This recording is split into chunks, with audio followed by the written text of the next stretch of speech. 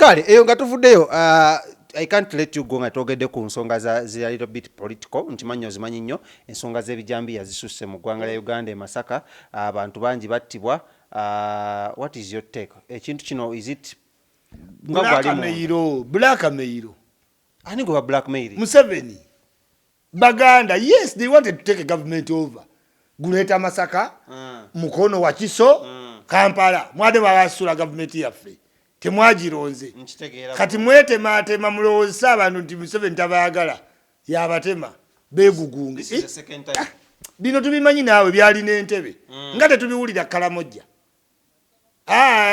ebijambiya ziri wanoka ere Kalamojja tuyoba bante lwaje tubiwulira embalala bonna balonda Museveni bano Baganda era Museveni namugambye twala Jeno Muhoozi Kaine Rugaba ne Muhoozi omulala n'Embadi bonna bayingire mu Masaka muyiweemu loole 5-0 DU tulaba agenda okutta abantu abaddukira ku after 25 people nga wabasse abantu abiri bano bamwine tumugobye buli sawa alandukira ku TV simanyi curfew guidelines za Museveni anyetta abantu obagambye 12 bali munju ate bweru afulu mufuka ne bamutema ani amutema oba tomumanyiye gwabatema katukugobe e Masaka jali twagendedde ogende nakaseke olambula ebinyonyi ebiri abamenvu bamwine yabadde problem Masaka anti tulina teeka abantu mu hope if you are center of leadership bulisawo commentiga simanyi guidelines za Museveni akutte border z'abantu e Masaka ezimu azijje na maka bantu bankubi abantu bankube ti boda yange bagijja wakanga nji parkinze ngazitwalawa gwe banyombugano ogubadde mu kwata bodo manyaba abakungu ababbye boda z'abaana nkutidde kakati tulina okulisto walinga sanite bamwine si yatta nesinsi tomanyi batta vaawo wano ladies must roll tutekewo omulala nalabye omukulu Kaine Rugaba yagenzeeyo gundi David Muhoozi manya Muhoozi yagenzeeyo ne bateekawo abantu 2 bebo jeno naita damu tusasamaza twako ebintu byakayule ebyo sasamaza mbakutte mbayina baba no boogedde nga sibyaki sibyaddala this is a serious national issue batta abantu tokwata abantu ba formality oyo batadde mu court ne babamba ne bail twagala be basibye nga baki bebo kubanga explanation ya state minister of internal affairs tematiza mbute bayina reason bavubuka banywanjaga omuntu nagamba natekawo n'ekiwandiiko leero nzija najja tulina ba expert abanywedde enjaga mu nsi eno nga bakungu oba banywi banjaga mubalete tubaleetere ba expert bano nga abaginywa tebatema abantu nga tebakwata lwaki tebabba era batema abantu omunabuka ebyalo bikimu 2-3 natema nawereze ebbaluwa nejja nagifuna najja nakutema nti munywi wanjaga General David Muhoozi watulimbye era parliament report yagiganye yakikubyemu ebituli kubanga yabadde ndowooza yakugumya kiguumaaza twagala onoonyereze nabo be mwakutte temubasindika busindisi mu kkomera kuba ffe mu investigation tubuuza what was the motive kyekyakusindiikiriza tukutegedde Smith watemye Isma naye kiki ekyakusindiikiriza njala sente boda yo bagitwala kiki wabadde ku self defense Isma ayinza oba yadda kukwata okitegeera nga self ki kati twagala tutegeere wadde mubakutte temubasiba buki tutegeere motive eri ki does our police ask that anti kiki twagala bantu bayingire mulekera okukwata abantu ge mujjuza amaki yes omuntu omutegedde malaya tie what is the theme behind you kubeera maki malaya olina guys masagala sex for free oba totegedde reason ye lwaki malaya asente mweka sente tajja gendayo atayagala sex waffe omanyi Uganda tetwawula prostitute ne malaya ono obwenzi nti olina girlfriend n'ava n'ayenda ku ssaamu yoyo malaya prostitute yono nekolera jange tayagala muwa kugaba sex wafiri nkuwe titifo naye kati gwe omistakeninga kati mistakening yeri awo ebijambiya bino bibadde bitunidde nnyo abantu abakuliridde emyaka stigmatizing nti abakulu mwe mwalonda Museveni mwe mutusibyekaani Museveni tobabala ne mukulonda batiisatiisa nnyo abantu abaki abakulu lwaki otema omuntu emyaka 68 to put in nti Museveni olaba mwamulonda naye tabakuuma blackmail era Museveni akitegeere nekisanja kyo subterfuge government in government nile twalayo kuno government yeerayiza subterfuge tebeerayiza abo eyo opposition eyo gireke ya BobiWine eyo biri formal bano bali munda kimbadde ngenda okugamba muno waliwo gundi ebaddewo ideology eddewo muno abantu abali munda be bakola ekintu kino anti koyagala otya kogaane kokkirize mu Uganda debate eryeji succession of Museveni. Who is next in the seat? Wali abalaba Jeno Kaine Lugaba. Bagamba yoyo.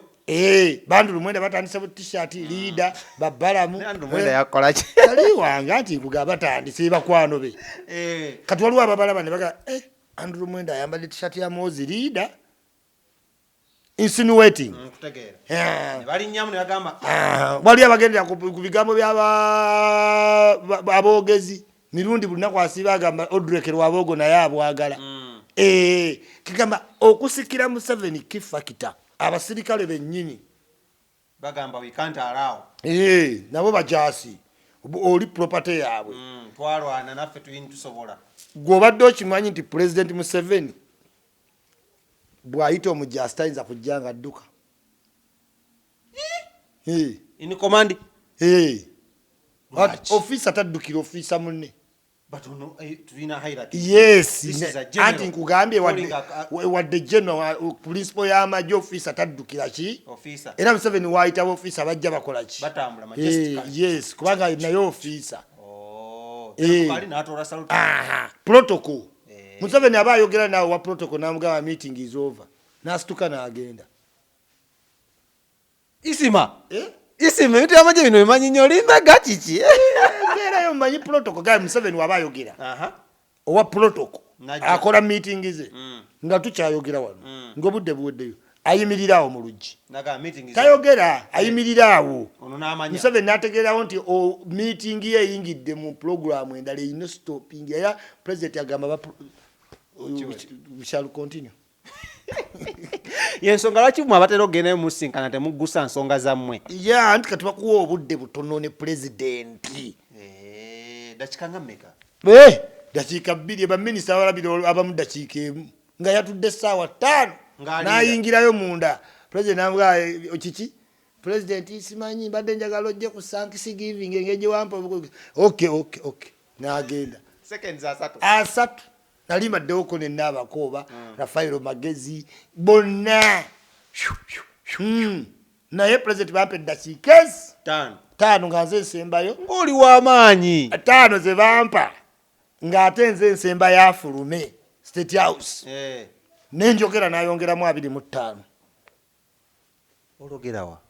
Simanyi gayi nayogera ne muteeka ne mu vidiyo ne muga tulina okukola vidiyo ne New the World n'agamba vidiyo tiye nayita aba vidiyo ne bajja ne bakwata clip eyo gye nata abantu ne batya n'akasajja k'amaanyi. Museveni okuwa eddakiika 2 ng'oyogera ki? Olugwali omugamba ki? Bijambi yali omugamba sikitu ayogera? Nali mwebulira ku babuloga nti abaana bawemula ne tubakolemu omuki omulimu nampa n'emitwalo aga $. Wagasaawa. Maama gamera ebiwawaatiro eddakiika ku State House. Ogenda ofuluma nga waliwo abaawule. Si baawule. Zino zaamera byoya ne zibuuka. Tewakwasaamu byoya byanswa. Nkutidde. Naye nga tudde wali ku bijambiya. Gavumenti kigitwalira bbanga ki okudeployinga okukwendeeza ekitabantu ekiri e Masaka nga BobiWine waba agambye agendayo tekibatwalira na lunaku lulamba. Anti weakness. Abantu balowooza ki ekiriwo target we banandabira. Ku BobiWine buli omu ayagala akole ki? Akole kumba akolera BobiWine instead. It's a blessing in this guy. Yes, BobiWine yafunamu. Era abantu kati bali mugamba BobiWine gende e Masaka. Lwaki? Anti poliisi ejja kujja mbungi. Zimamba zonna zijja vaayo. Bennyini kati gavumenti esooka n'ewamu obukulembeze olina okukkiriza obukulembeze bw'otadde mu bitundu. Pulezidenti yaba alinda lipooti. Wekisukka nga obagamba namulabe yayogedde what is this kubanga kiyinza okuba nga it's a one off. Bantu bayombaganye batamidde oli n'atema munneki ejambiya bibaawo nga ositula mamba biki so osooka n'oleka obukulembeze butubuulire twagenza olaba bamwine talina kyatubuulira tugamba bamwine nakaseke ojayiwa ekintu kyabwereero weetuddeko oza simanyi nkiikirira pulezidenti guideline simanyi kafyu batema abantu ekifo kyotubuulira abatema oyogera ku bitakukwatako nakaseke ne basindise tunalabawo change. Of course change egenda baawo kuba kati tebayinza kuddamu kutta namba nga wezaabadde sirowooza oba baazizzeemu zino bazikoze ki kuba kati foot patrols byalo ku byalo General David Moze byabintu abibaddemu nga CDF ezo operation azikola ki azimanyi so n'olw'ensonga eyo embere ejja kudda mu nteeko eyo nga tuvuddeyo petitions zisuse mu court ez'emisango gy'ebyokulonda I know you've been closely following oti waliwo weno ne bujulizi ne bwambuze n'abakooba the same thing Ssegirinya bamutwala tinka what is your take ku petition zino ezimu za kisiru kati nga kuba abaali mu government abo bannabakooba baali bakoze ne pate ezisiibula naye Museveni we yagamba nti Nuupu yatubba ne badda era bajjaji temukola ensobi ne musalaasala ebisango sange ebyekisiru one Nuupu yagenda dda mu kooti president waabwe n'ajjayo omuki omusango ekyo kyateeka ebbala ku kooti we munaakola ebintu by'ekisiru mujja laba kati ng'oyo n'abakooba mwe sirina bujulizi sirina kintu kyonna okimye eki mu kooti beagenti kooti ebyo byetwala byogizaamu ebya bogasi musimanyi agenti baŋŋamba bugambi n'ojja mu kooti wasting court's time. Are these people greedy? Anti kyegamba yes kyegamba kikyalwanira okitegeera anti oba minisita nga toli MP byoya byanswa bitya president sayo naggoba bishafejja noddawa nakiwala ngogenda mufufa ndowooza olaba gye yazze kati muwagizi wa mipiira ngobeera ku advisory board anti kyobola nti kirungi nnyo obere MP obere minisita nti eriwe kigaana ngodde eno okitegeera ngoddawa naye mubeere serious nantaba wasting court's time amala googera yonna yeetunuulira eri mulagira ddala nti ebifo ebimu mulina bakingi ababibateekamu nti temulina buwagizi bw'abantu wabula waliwo amaanyi ag'enjawulo Ssegirinya Ssegirinya akoze musajjawo akoze eki yagulawo eddwaliro e Kawempe awo wonna nti alina godfather Nuupu kyovula beyagala mujjayo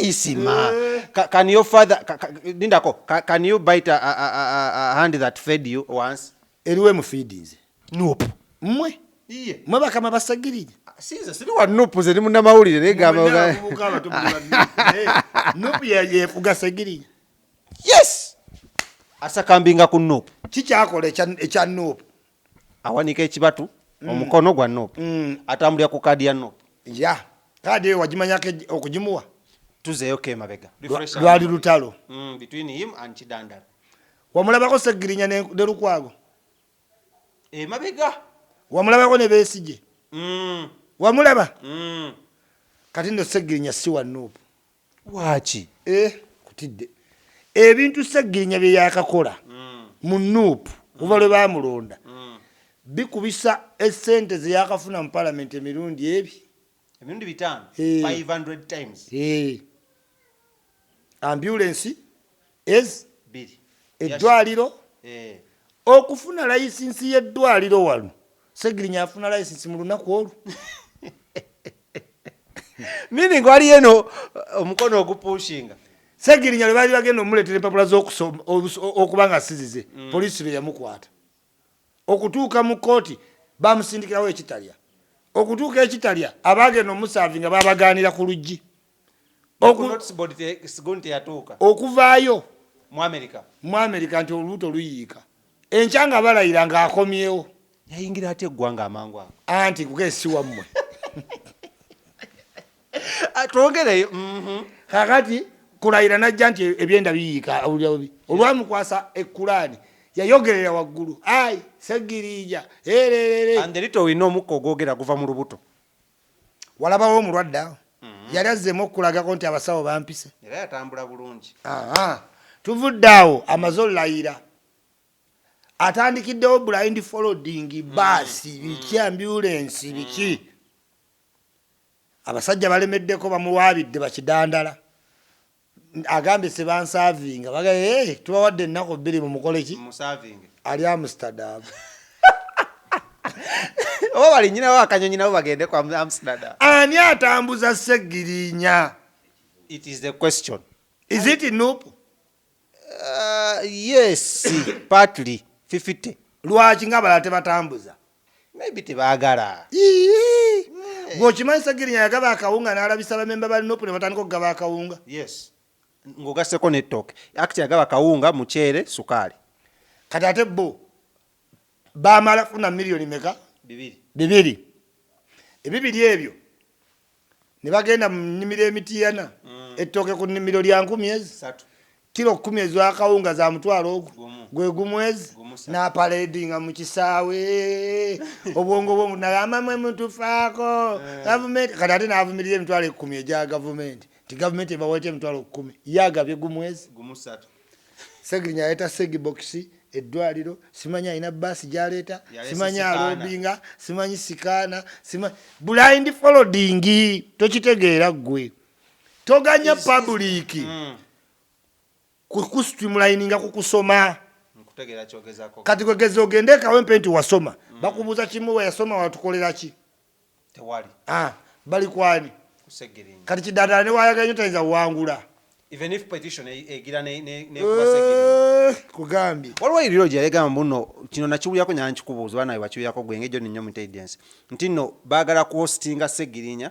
BobiWine agirekawo anti kati kigaya Ssegirinya si wammwe balooya bakakanda abawolereza baagala Ssegirinya bamugjeyo principle etteeka limukkiriza limukkiriza ono mulonzi we yayitamu bulungi nnyo tokyayinza wakyali nti okwesimba awantu olina obanga gyosula kati kimukkiriza ate okuvuganya Museveni ng'oli mu paalamenti kyekyasuula Besigye senga Besigye ali mu paalamenti yandibadde muzibu nnyo Museveni kyova olaba nga yagatta akalulu MP ne memba waki kandi badde nga tusooka pulezidenti nga oba teweekakasa nga weesimba ku bwaki nga olaba Maleme South Africa Maleme abeera mu paliamenti n'agigaana otambula nga Magogo yagenze muki Sewanyana takyayinza waayiriza federation ya mupiira Magogo gyali speaker kimukwata agamba no we have the president of FUFA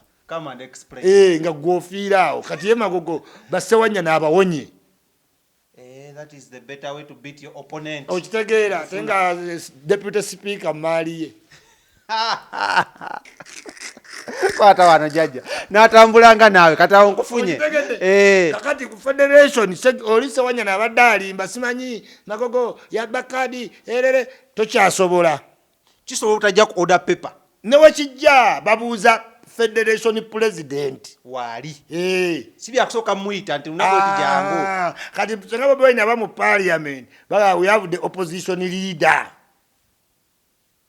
ngadda kugondi ngayogera oba olina obudde obwogero obubeera mawulire interview naye buli wobeera outside parliament kati kamera tezikyagenda magere BobiWine abala bubi ya Museveni weto weeri kati alaba nga sajja ono ebweru muzibu senga Ssegirinya avaayo ne tuyingirira awo mumanyiye mu by election mubi ezo kati aba atadde gulume mu parliament mpuga kyatasobola is mpuga puppet no si puppet naye si opposition leader aina order ne gyazijja oli opposition leader wabagamba temugenda teyabagaana okukola pate bakola ku pate ate ye naakola so Ssegirinya ayitirewo wa kati nkugambye Ssegirinya agenda kubanga Katolo Bwama kati yalopa Katolo Bwama nti tasaana mu parliament Abibu Buwembo bagenda muwa verdict week ejja nti oli mutuufu Katolo Bwama tasaana mu parliament nenga olede kisanja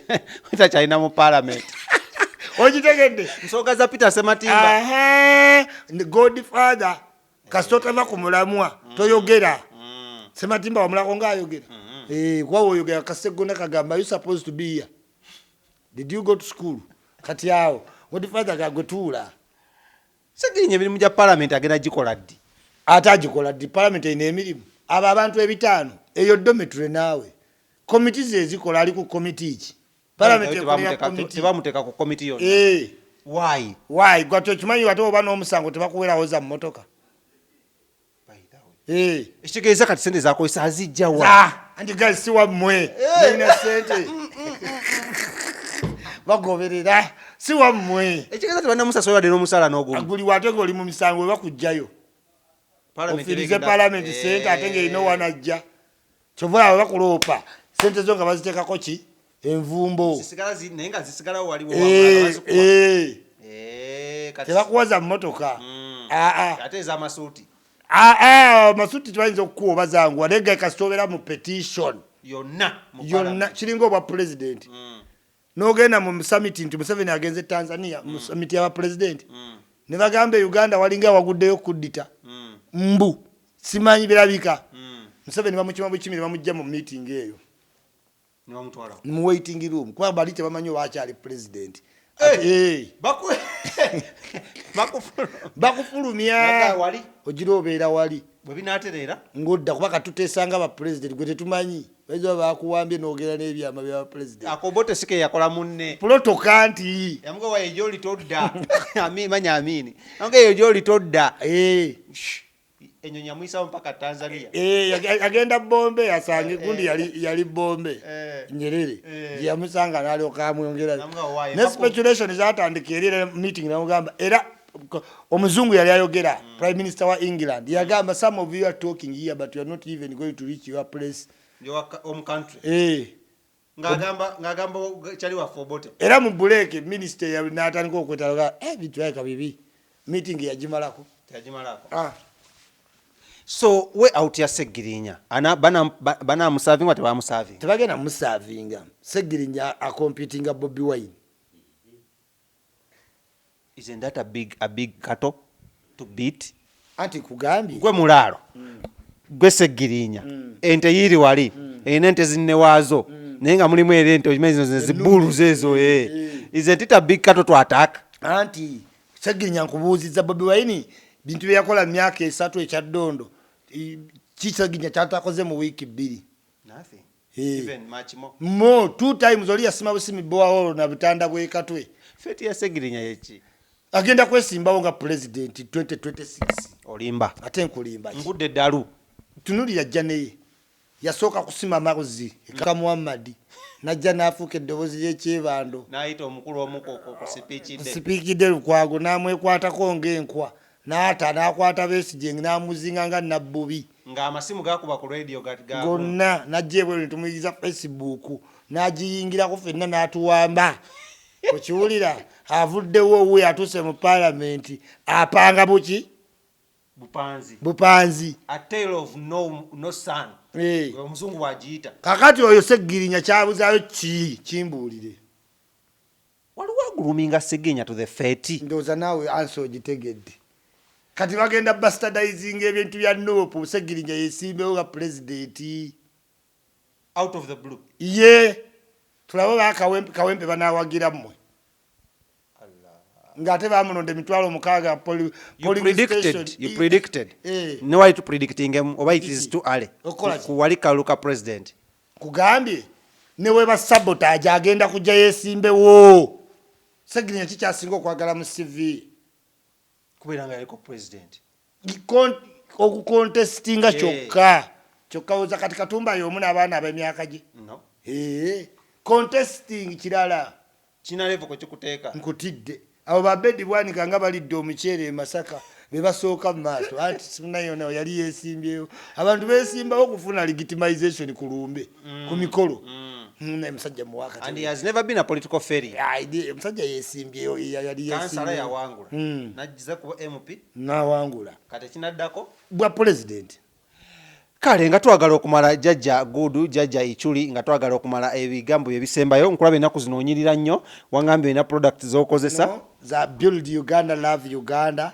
mubadde mumanyi nti emicungwa apple buno bonna bukola juice temumanyi nti bwa juice kati bwoba juice akuwoomera ate waliwo amagezi amalala kati okubikola muki cream okuwunya obulungi biwunya buki biwunya bulungi biproducing omuwala wa mitajojoke weyuke ate birina European license. Yes, najirabye wano eri 2 no manyi abantu asante mulimanyi ino eri code 2 number FV002. Kati bino sibe ebyaba mama lususu. Simanyi wano wabiwa black wano wa green. Sabuni okutereza olususu ali organic. Sintu yogena gira ababipakingira Vietnam, Thailand, omuntu yateeka mu sente. Bwe kituuka ku scrub. Mwe muyina ono gwe mwesiiga alinga mutere n'ovaayo ng'olinga abadde mu nsawo y'obuwunga. This is black charcoal. Omulaba n'omulaba thickness. Empunya. Ono gw'olina okwesiiga. Naye Jojo teire ekintu akitadde ku level ndala. Yateeka mu sente ono omwana yakati wano business ye. Eno cream ya nviiri.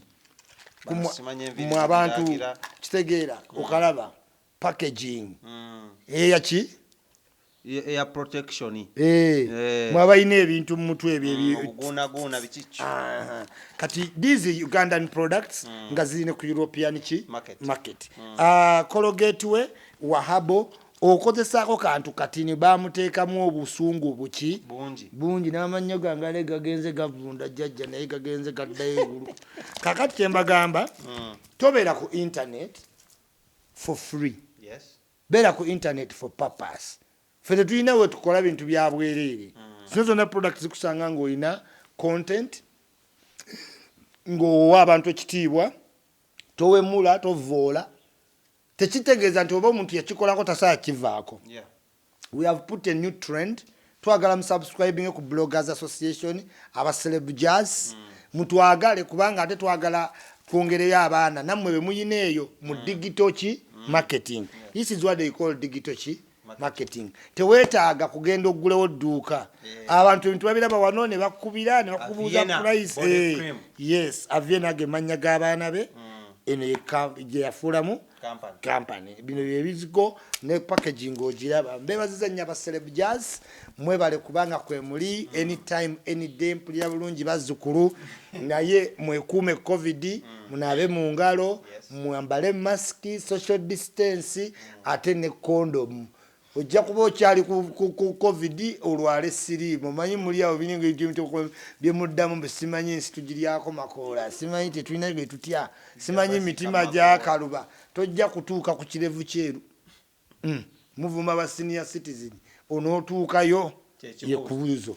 Kale tuyanze nnyo tuyanzege amanya yenze KingSmith nga bulijjo owa KingSmith wano ku Celeb Jazz nkola ne Lawrence ku kamera abeerako kuba kutuusako nga efaananyi bingi ng'ebino naye nga towerabira tuteekamu ssente si balala be bannaffe aba King Montage Studios abasangibwa Nankulabye olina kukyala kwanjula mbaga kuhinjirwa buli mukolo gonna bagukwata ate bakuba ebifaananyi ebirungi ennyo ebituukanagana n'omutindo. So beekwate ku 07020104125 oba genda Nankulabye ku bitaalo nnyini awo ojja kuba obasangawo osobola okuba nga ate obawagira naffe osobola okuba nga batuwagira. Musibe bulungi atakumira mpeera bankumire. Ntumiddeko kyali wange amanyiddwa nga Shalwa we Dubai nentumirako ne mukwano gwe amanyiddwa nga Isma Cash nawe obeerako nnyo ng'otulaba. Thank you so much. Ne chali wa mwita Lawrence omuwala na nyonga Olivia nayo kutumiddeko nnyo na ne chali wa omuyimbi amanyiddwa nga Mechanic Labongo Flavia Namulindwa naye tukutumiddeko nnyo. Akala mu musange ku UG Connect Diaspora. Yes. Omukyalo we wa amaanyi. Ya mchala wa amaanyi ne chali wange bamita Bruce California. Big spender nawe oli wa tabu nnyo. Abo bantu bange. Kale, mwena gye muli gye musizo kwa mutulaba tubaagala nnyo atakumira mpeera batukumire. Bye bye.